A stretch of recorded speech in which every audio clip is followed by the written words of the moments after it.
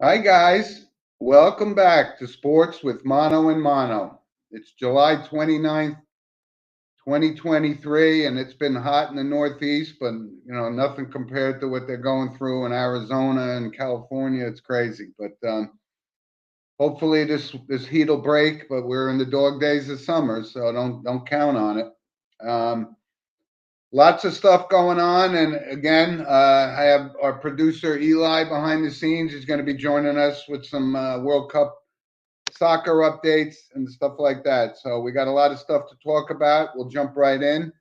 Of course, we start with all of the gratitude I could send to everybody out there for the support for Steve and so forth. I'm going to see him tomorrow and let him know that he's got a lot of friends out there and that care about him and are pulling for him. So thank you, thank you, thank you. Our monologue, of course, is sponsored by Coriano Trucking of Summerhill, New York, who I hope to get to see sometime this summer. I know he's been running around. Trucking business is no picnic. So thanks to Guy for his loyal support of the show since day one. So let's jump into the monologue. And I don't know if this is going to be considered kind of rare, but I have to single one guy out, and it's this guy, Shohei Ohtani. I mean, you know, this is his fifth year in the league, and he's doing double duty. And when we look back on this kid, it just didn't seem sustainable that he could do, pitch and hit at the level that he's doing. And you can see the past couple of days, he's been getting these kind of cramps and so forth. But they're making a run. The Angels decided, they're not going to, trade the best player in the game, for a couple of prospects. They think they have a chance to, at least make the playoffs, right? They've scratched and clawed their way back over to 500. But this kid is really doing something that is really great to see. And it's so funny because, we haven't really ever even heard him talk, right? He doesn't speak English and so forth. He's such a quiet, well-mannered kid, and he's just tearing up this league right now. And um, perfect example is this doubleheader.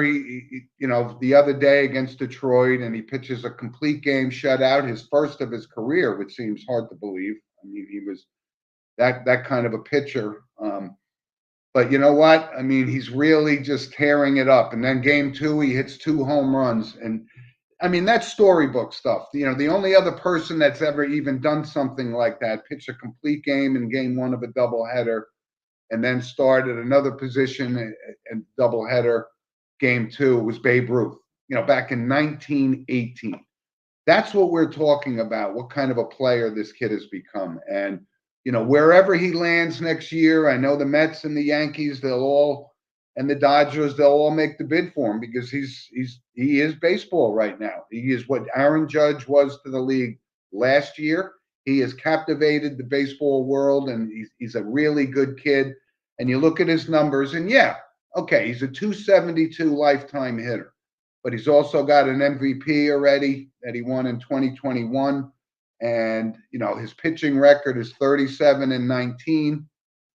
In today's standards, more than respectable. Uh, but what a great kid. I don't know where he's going to be playing next year. A lot of indications are he wants to stay out west and so forth. But, this is great for baseball. He's a great kid, and he's just dominating like we haven't seen in a long time. And obviously, he's going to win the MVP in the American League. Um, Derek Cole should win the Cy Young because he pitched another gem last night. So we'll get into some baseball in a little bit, but I just wanted to call this young man out because he really is something special, and it's great to see. And now, you know what? We're getting to see him more and more, right? On the East Coast, we don't get to see Angel games a lot, and now with the performance that he's putting up for his MVP campaign, it's great to see. And I'd love to get comments and emails from you guys about what we're seeing here, right? This is kind of a once in a generation thing. But can he sustain going both ways? I don't think so. He's 29 years old. It's a lot of wear and tear on the body. So I think he's going to have to make the decision, and obviously pitching will go because they want him in the lineup every day with this bat. Is he going to approach Aaron Judge's 62 home runs? I don't think so. No, especially if they go off the rails and don't start winning, they're going to have to rest this kid. But just a big shout out to him and monologue worthy. So send us your comments and thoughts on what we're seeing from this kid this year. Awesome stuff. So let's jump into Major League Baseball, right? And we just kind of touched on it. And, the trading deadline is Tuesday. So no big blockbusters. The Mets aren't dumping Scherzer. They're not dumping Verlander, who, by the way, these guys have been pitching very well lately. I mean, the Mets just aren't hitting enough to win. They got Alonso's catching fire. I mean, I know he's still hitting in the 220s kind of thing, but first Mets players since Mike Piazza to have 430 home run seasons. That's pretty impressive. Very impressive. He shows no sign of letting up, and the kid's good. The Mets aren't going anywhere. I think the train has left the station a little too late for them to rally back kind of thing. But and then you have to look at the Yankees, right? Judge came back last night. Is he going to be the player we expect and hope that he's going to be? We don't know. But, they go down to Baltimore and they win last night. But hitting is still a problem. Without Derek Cole, I don't know where the Yankees would be. They'd be lumbering with the Mets in the basement. Oh, absolutely. Right? Yeah, I mean, the Yankees have been off to a really rough start without Judge. And, like you said, what would they do without him? And that's good questions and good points. And definitely they wouldn't be far, that's for sure. Right. And when you look at Major League Baseball, right, the Reds are still hanging in there, right? Yeah. The Orioles are still hanging in there. And, we're cutting down the stretch. Got to be, 70 games left, maybe 70 or less, right? Yeah. And the Diamondbacks are hanging in there. So we could see some new faces, and absolutely. Spruce up the playoff picture for Major League Baseball. And the way this year has been lately with all these teams entering the playoffs, both hockey, basketball, all sports in general, it's been one heck of a crazy year, and this is the year where we're going to see more than unusual teams enter the playoffs and be a surprise. For example, Florida Panthers with hockey. Nobody saw them coming, but they made it. Nobody. So, like I said, anybody can enter this, game. Anybody can win it. And with baseball, anything's very possible. You bet. You bet. So this is what they call, like I said, this is where the teams got to separate themselves if they're going to make a legitimate playoff run. And, absolutely, but you got to watch this kid Ohtani play. I mean, every chance I get now, I love to watch him hit. He's really awesome to see. And, unless Mike Trout comes back, I don't see the Angels making the playoffs, but you never know, right? Because they could beat up on the Central Division in the American League like everybody else has, right? That's why all teams in the East are over 500 and most teams in the Central are under 500. Oh, right? So absolutely. Great stuff, though, right? We're past the All-Star break coming down, but what a game Derek Cole has pitched. And you know what? He's got the Cy Young in his back pocket. I mean, I really believe that because he's just been mowing them down, pitched another great game. And what goes unnoticed about him is he pitches every time he's scheduled to pitch. All these other guys miss starts, the Rodons and, Nestor Cortez and Severino, these guys and Herman, they're just inconsistent, but he's been the glue that's held that team together. And, isn't it enough unless they start hitting and Sean Casey comes up with some magic potion to let these guys figure out how these guys are going wrong. It's going to be tough for the Yankees. They're going to have to fight down in the last week of the season to make the playoffs. Oh, absolutely. Can't agree more. It's going to be another rough battle. You got it, right? So let's move on to the NFL, right? There was some big news this week, right? We talked about it, of course, with the whole running back situation. We talked about that. It was actually our monologue last week, right? Yes, it was. And we talked about it, and my perspective at least was, Saquon Barkley is a key to the Giants' success this year. And they came to an agreement. And when you look at it on paper, it really wasn't much more than the franchise tag. We're only talking about, and I know this sounds funny, we're only talking about a couple of $1 million, right? But only just overall, when you think about it, This kid is committed. He believes that the Giants have a legitimate chance to compete this year, and he didn't want to miss this, so he signs his contract. The only one still holding out is Josh Jacobs, right? He's supposed to get the franchise tag, so if he decides to hit, he doesn't get paid, right? So, and this came out today, by the way, Eli. It looks like Dalvin Cook to the Jets may be a real possibility, and it's wow, I don't know. I didn't know I guess that. Right. So there's a good chance he could sign with the Jets, which means that this kid Brees Hall is having a longer road back from that knee injury than maybe previously expected. He may not be ready 100%, so they got to have a fallback plan. And listen, we keep going on about this, and there was something that was so funny because they talked about Aaron Rodgers and restructuring his contract and all this kind of stuff, right? I mean, the guy's going to make $100 million next year. But there was something that came out and said he is so into the Jets that this is their chance to win a Super Bowl that he left $35 million on the table. And I say that's impossible.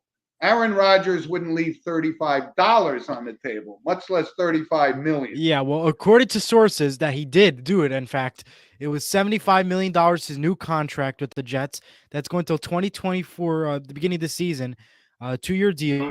He originally had 110 with Green Bay and took almost a $35 million pay cut.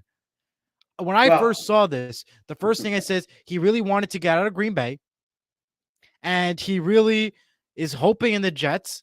But why the Jets? Still questioning that moment and question as well. I'd love to hear your thoughts, Jim. I mean, okay, well, here's my thoughts. Yeah, he just never got over this quote unquote insult of them drafting Jordan Love as their first round pick, right? So he's such an egomaniac. Yeah. And let's remember, he's 39 years old, and we're not accountants, so all the numbers that we hear that come out in the press and restructuring his deal, that's what accountants do. But accountants don't leave $35 million on the table because that means that's a piece that the accountant and the attorneys don't get, and they're not going to do that. So somewhere along the line, through accounting tricks and all those kind of things they do, he's getting that $35 million. He didn't give it back to the Jets to spend on Dalvin. Oh, absolutely. Yeah. Okay. So, if anybody believes that, then they're crazy. Oh, absolutely. It's not true. Just not true. Yeah, interesting though. Right? Interesting to hear. So a couple other things. Again, here we go again with these contracts and so forth. And the next guy up is this Chris Jones, right? Who's a hell of a player for Kansas City, no question about that. But he is in the fourth year of his $80 million contract. And that's what I always say. If the contract is for 3 years, or if it's for 4 years, then you play for 4 years, and then we talk about a new deal. So he's holding out, and I could tell you this right now, unfortunately, and it bothers me to no end that sometimes, I hope these teams play hardball, but you can bet that Chris Jones is going to get a new contract before the start of the season, and he's going to be making the money that the Jets paid Quinnen Williams, and he's not going to get Aaron Donald money because Aaron Donald is going to the Hall of Fame, and he's been the best defensive player forever, right? Yeah. So, but it drives me crazy, and I wish they said, the Chiefs, same with the Giants and Barkley, right? If this kid wants to hold out and not show up, he doesn't get paid, and then next year they'll franchise tag him, which is probably comparing that against what running backs get, will probably be in the $20 million range, right? So, he's holding out, and the Cowboys have a little situation with Zach Martin, and he's deciding that he's going to hold out. But you know what? They just paid Diggs all that money to be, right? We've seen what's happening in the NFL, right? They're paying cornerbacks, they're paying tackles.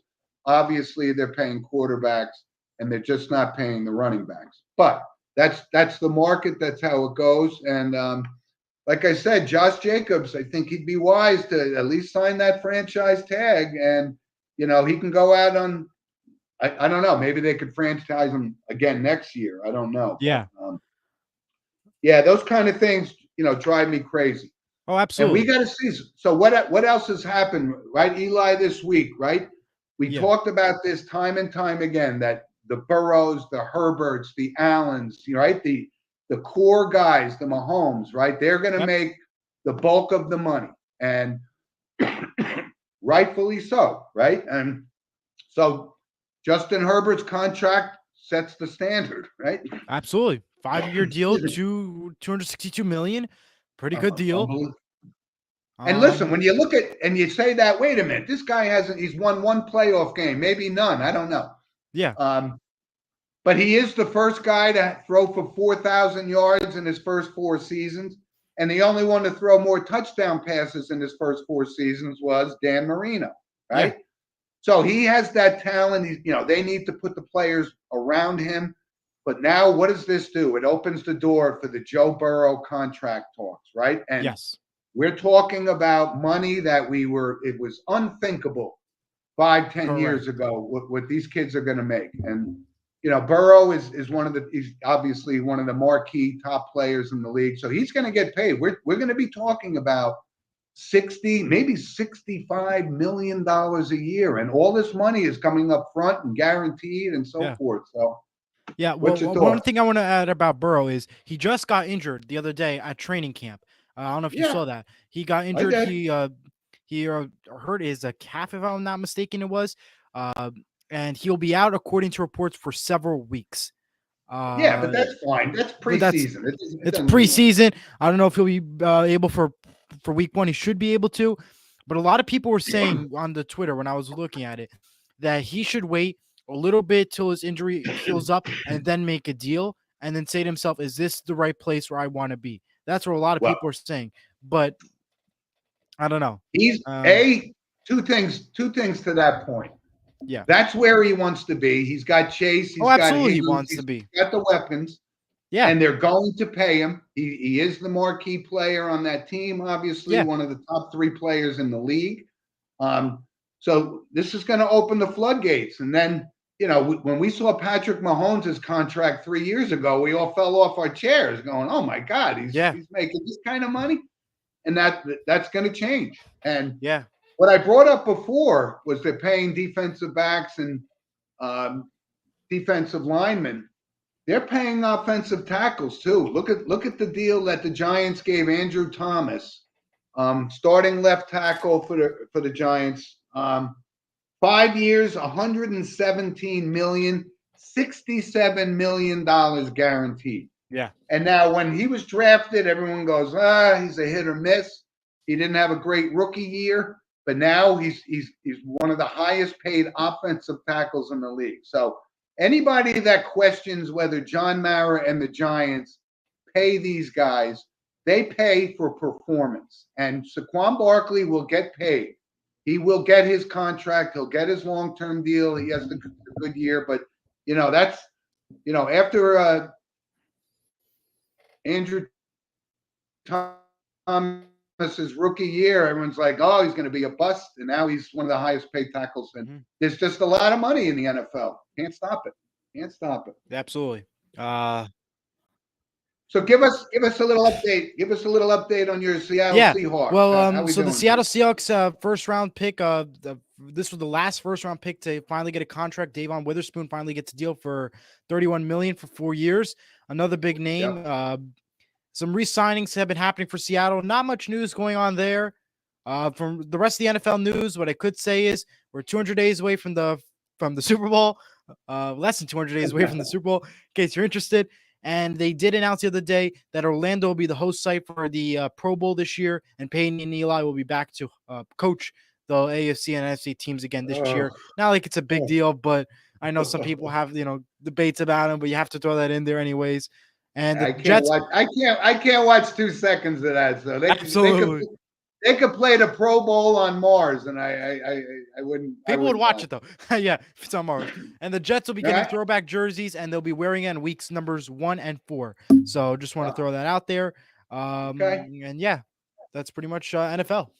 All right, so you're right. You brought it up before. The Hall of Fame game is coming out, and it's going to be, This is the year Joe Klecko finally gets into the Hall of Fame, and I am so delighted. Yeah. And I tried to reach out to him. I wanted to have him on the show. I told you I met him a few times, Yeah. and I always told him, if Howie Long's in the Hall of Fame and you're not, there's an injustice going on here. Oh, absolutely.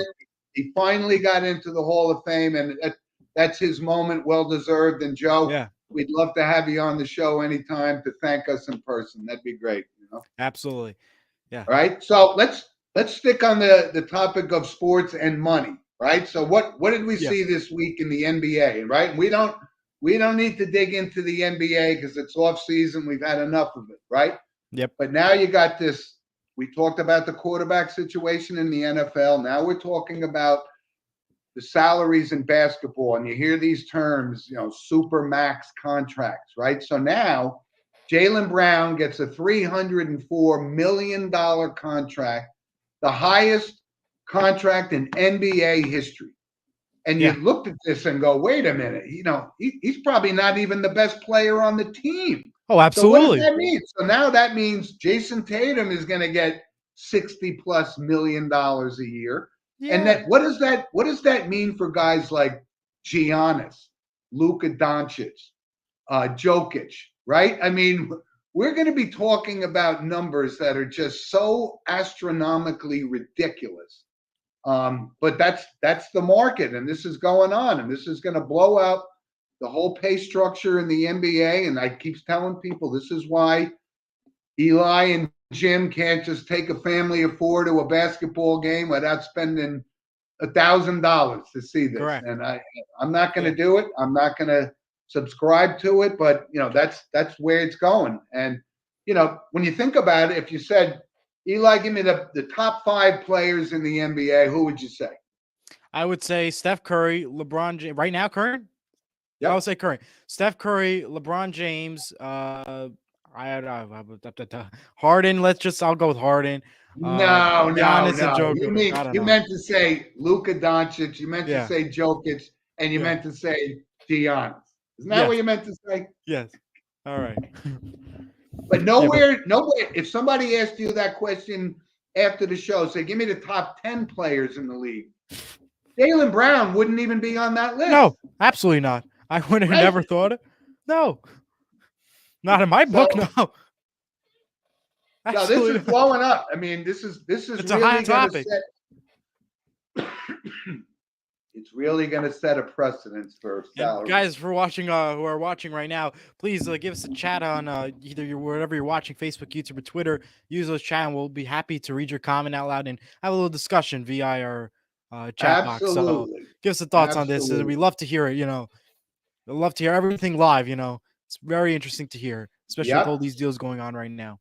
And like I said, we love comments during the show, and we love emails at sportswithmonoandmono@gmail.com. And we got a lot of good feedback with our young producer here. People like him. You're confident, you know your stuff, and you're doing a great job behind the scenes, and I appreciate that. So thank you.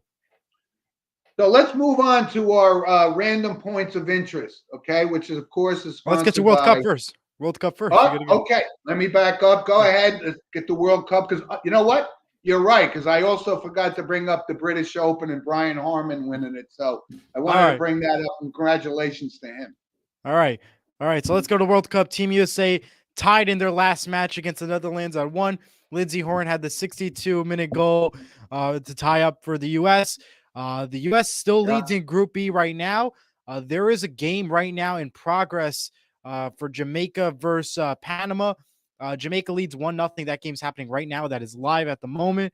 The next time Team USA will play will be on Tuesday, August 1st versus Portugal for round 3 at 3 in the morning on Fox. So if you're going to get up early, go ahead, be my guest. And at the end of some of the round 2 play, first place leader Switzerland leads Group A.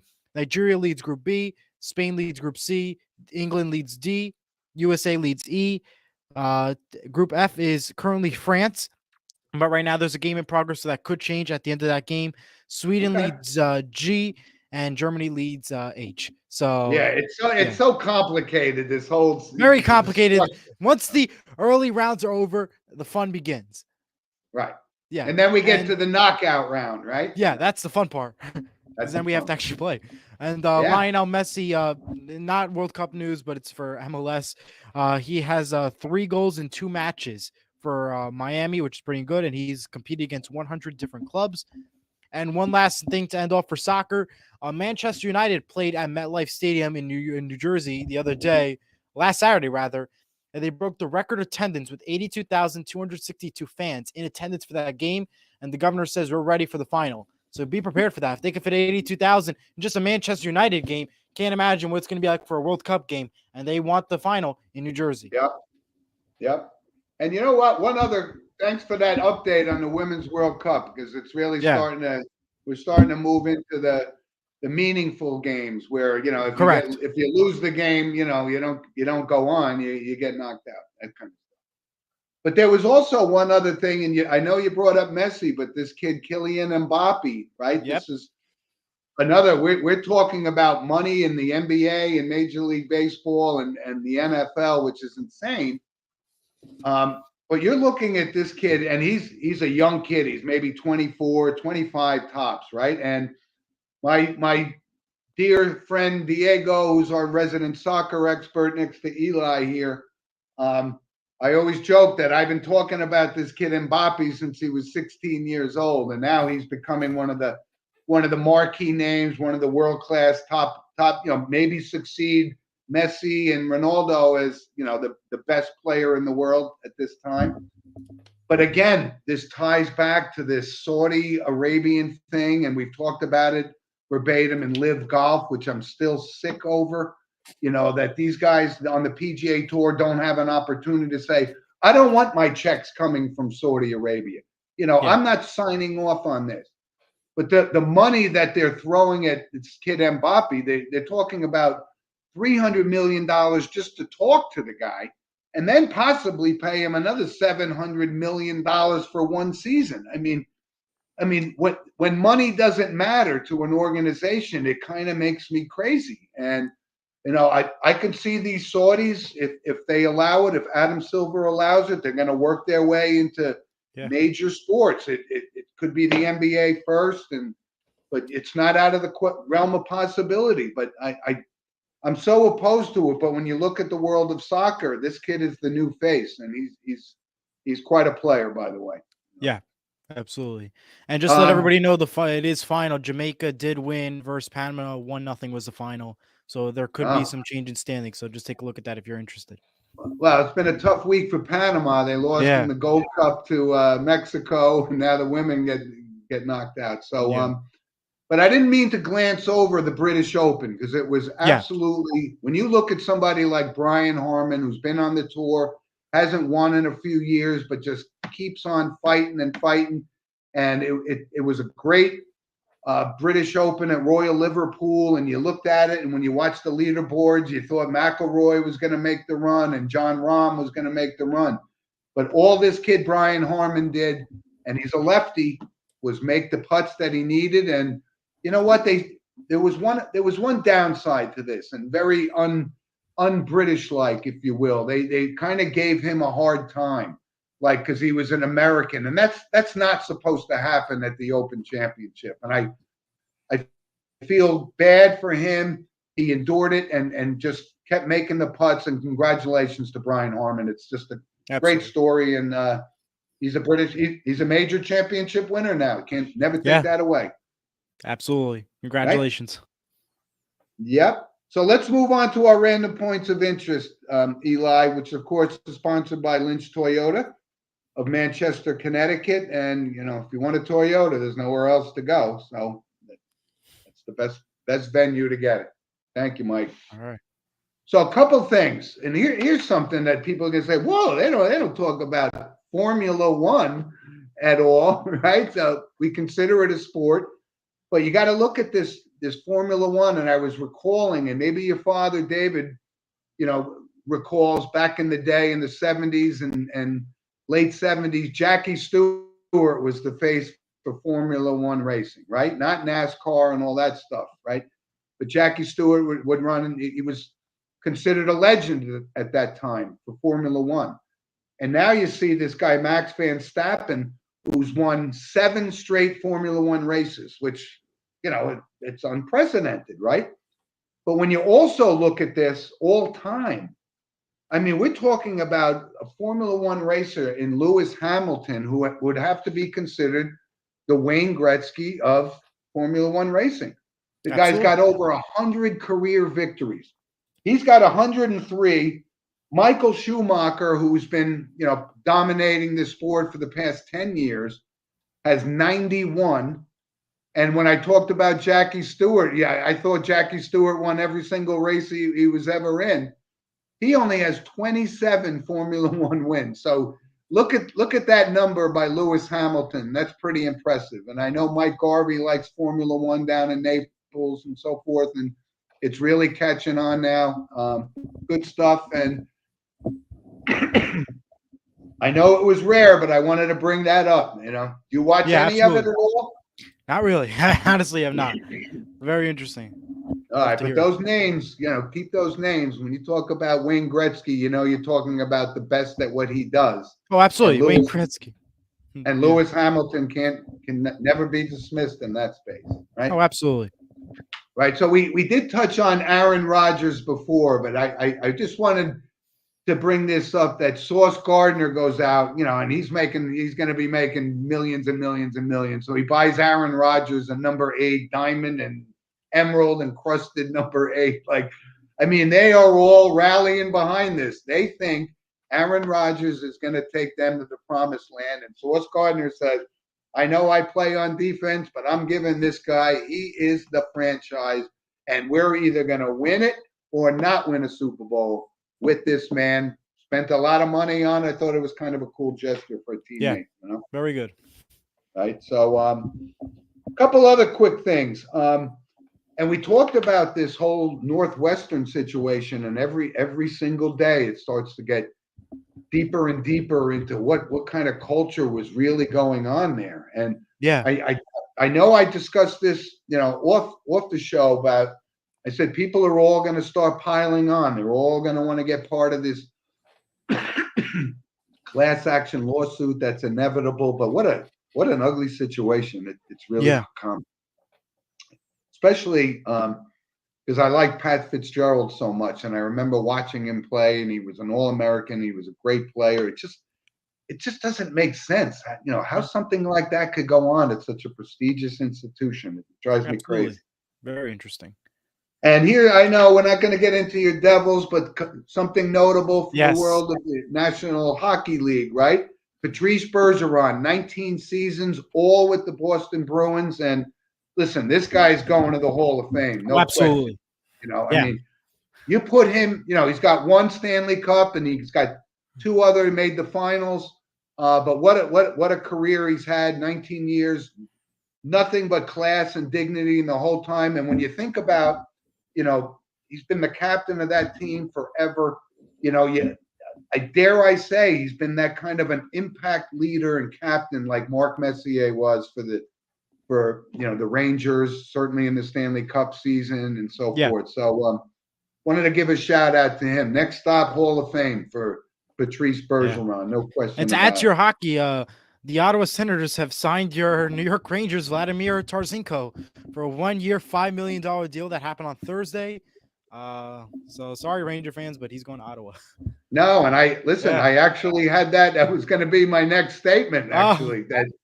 So this, now you have to ask yourself, and I actually thought Tarasenko was older. He's only 31 years old. For some reason, I had him seems like he's been around forever. But, when we say at 31, are the Rangers saying, we don't need, we signed on for Kane, we signed on for Tarasenko. I think we have enough that they could let him go to Ottawa, but that was his choice. So, he was a good rent-a-player for the playoff run, but now we know how the playoffs ended. So he didn't push the team over the top, right? Absolutely.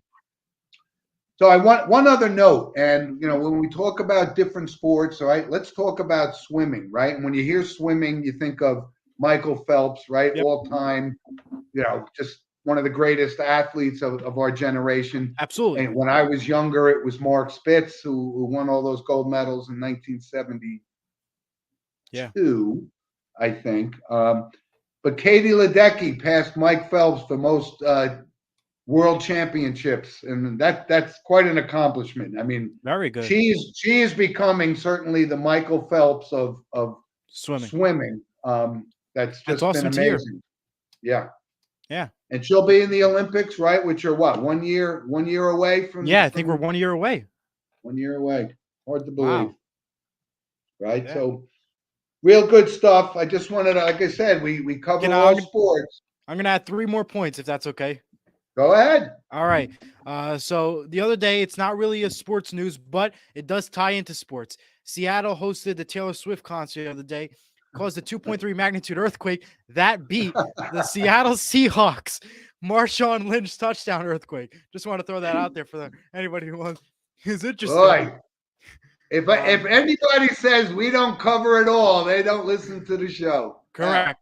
Well, yeah, I mean, I thought I had to throw that in there because as a Seahawks fan, I was shocked that beat the Marshawn Lynch touchdown earthquake. So just want to throw that out there. The CW is now going to be the primary home for the NASCAR's Xfinity Series, which was announced the other day. They paid over $115 million. They'll begin in 2025, and used to be on NBC and Peacock. Well, now they'll be changing locations. It'll be the most on-air free broadcast location. That's the CW. They'll be getting that. And one last point to end. LeBron James' son, Bronny James, collapsed on the court the other day on Monday. He had a cardiac arrest similar to what DeMar Hamlin had with the Buffalo Bills. He is now in stable condition and out of ICU in the hospital. But just want to give that statement out there. And we do wish, obviously, a speedy recovery, and our thoughts and prayers to him. And the CBS has announced its week 1 and 2 announcers for the NFL season. So go check that out if you're interested in who's going to be covering those games and if your team is going to be on CBS. Okay.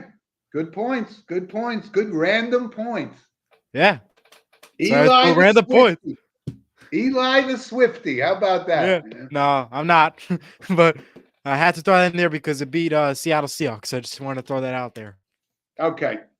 So we move on to our book recommendation, and I'm going to let Eli have it this week. I have a good one for next week. And Eli, what's your book recommendation? Right. So I have the book here. It's called Robert Iger, Bob Iger. It's called The Ride of a Lifetime. Lessons learned from 15 years of the Walt Disney Company CEO.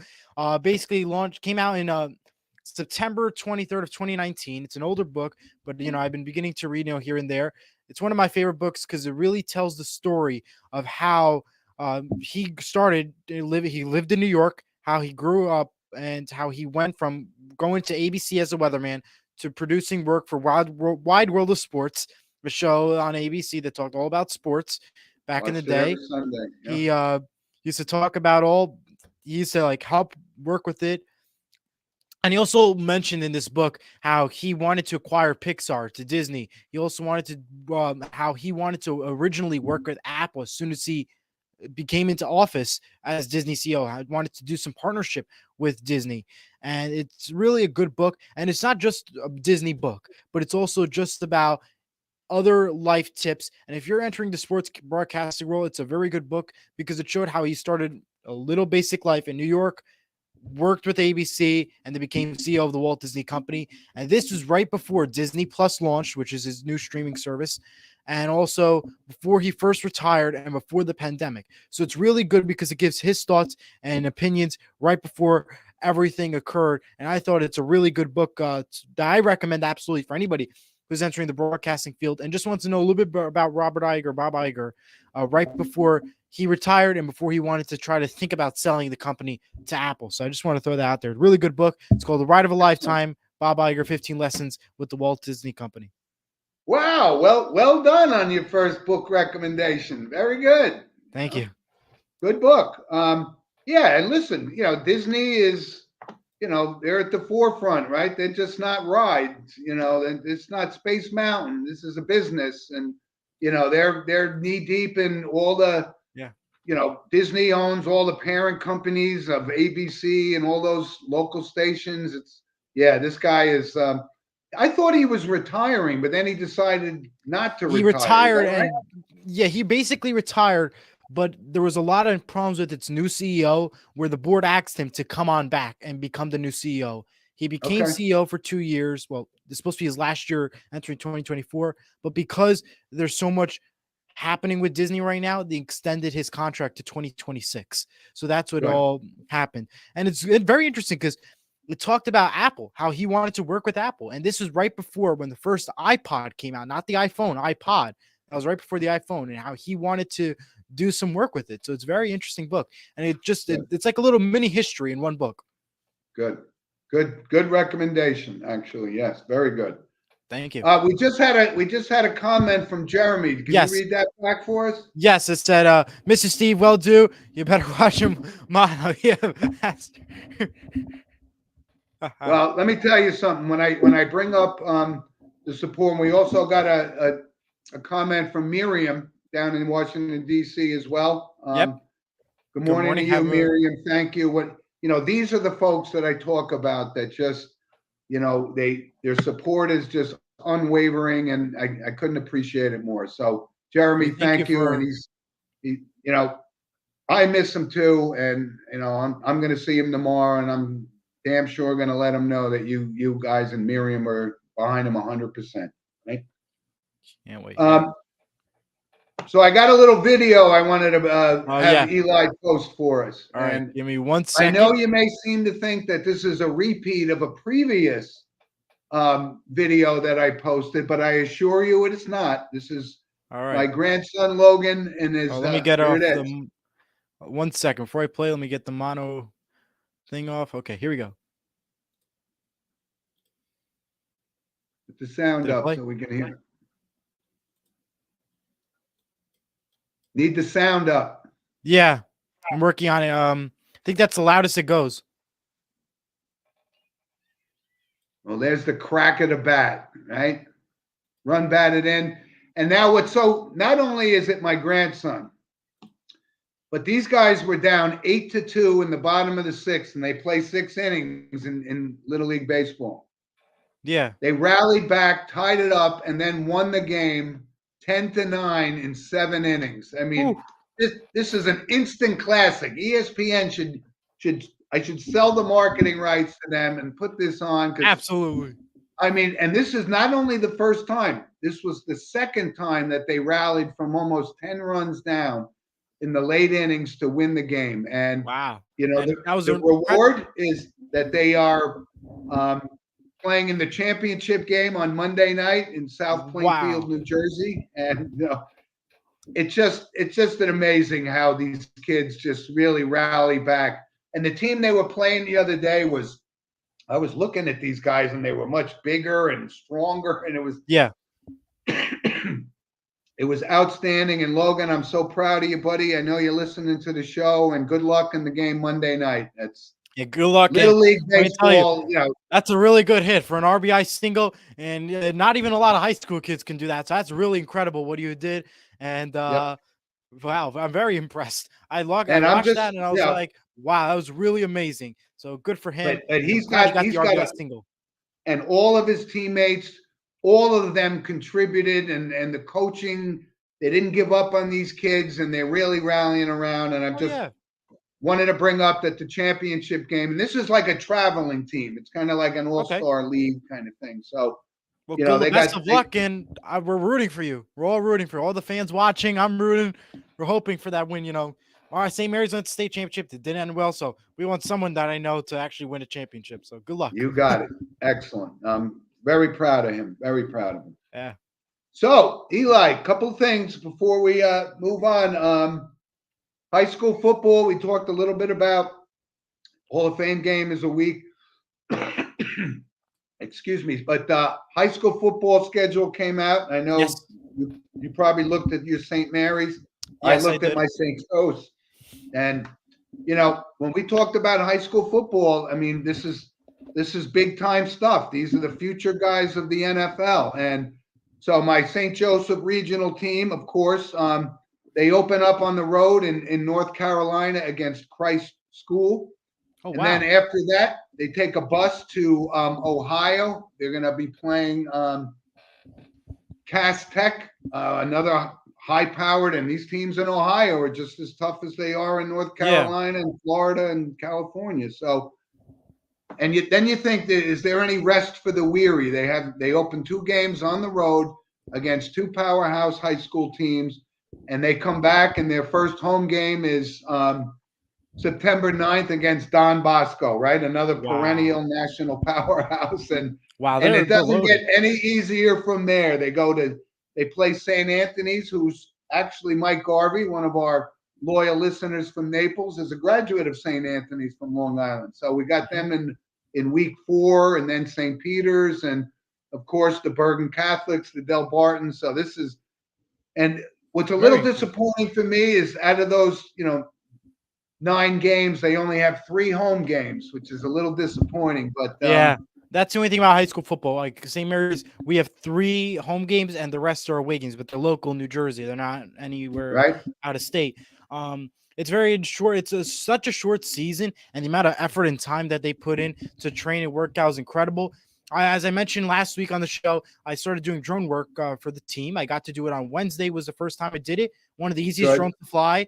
One of the easiest things I've done, except for hosting and doing work for your show, Sports with Mano Mano. But I just don't want to throw that. But this is still easier, by the way. No, doing the drone was easy, and it was a lot of commitment, a lot of work, and a lot of things to remember. And it's really incredible what those guys do. And obviously, I can't wait for the season to start. Their first away game is the 25th. And I can't wait for the journey to begin. I'm super excited, and we'll be broadcasting it right here on Surge TV YouTube, and can't wait from there. Good. And I'm going to try to, see what I could do. I'd like to get Coach Dan Morangi from St. Joe's on the show, but it gets real crazy because they're at camp right now, and the season's only a few weeks away. So, but you know what? We talked about this. If you're just hanging around on a beautiful fall day in New Jersey, there's always always football. St. Joe's, the Bergens, the Boscos, the Giants, Jets. Yeah, all these fun teams. So that'll be a good way to ruin your Sunday, I guess, man. So anyway, high school football is upon us very shortly, and very excited about that. So we got a couple of notable passings I wanted to bring up, and one is very certainly notable in the world of college football. I know your father, David, would know who Johnny Lujack was. Johnny Lujack won the Heisman Trophy for Notre Dame in 1947. And, Johnny Lujack was one of those guys. And, why this is so special to me, because I had brought this up on a show a couple of years ago, and Walt Gotchhouse was a member of that 47 national championship team in the Heisman Trophy. But there were a couple of guys that had, that was World War II, and they had to go do their service and so forth. So I wanted to bring that up, and I know that's one of our loyal listener, Eric Tenbrook's late father-in-law. But from the Notre Dame perspective, and one of the great quotes of all time is, Frank Leahy was the head coach of Notre Dame at that, and Johnny Lujack didn't lose any games during starting tenure, right? So they asked him. He says they asked him how is Coach Leahy after Notre Dame loses a game. He says, "I can't tell you until we lose a game." And that was a great line. But Johnny Lujack, Heisman Trophy winner, 98 years old, certainly big in Notre Dame. And when you look at it, it's kind of funny. I was looking at his stats, and he threw for like 800 yards and ran for like 132 for the season. And that was the best player. It's certainly different than these guys lighting it up today. So the game has definitely changed for sure. A couple other notable passings. One from the world of music, and, right, wrong, or indifferent. I wasn't a big fan of the Sinead O'Connor and that whole episode on Saturday Night Live when she ripped up a picture of the Pope, and then the following week, Joe Pesci rips up a picture of her on the show. So that was good fodder. But she was 56 years old, and hey, she marched to her own beat. She didn't succumb to the norms of music, so I'll give her credit for that. And the last Absolutely. one, though, is also from the world of music. And Randy Meisner passed away at 77. And Randy Meisner was a founding member of the Eagles, right? And the Eagles are still out there, right? Now we've lost Glenn Fry. We lost Randy Meisner. So I wanted to bring that up because the Eagles have been one of the longest running shows, and they've been doing their final tour coming up. But he broke away from the Eagles, but he was a founding member, and he was the vocals from it.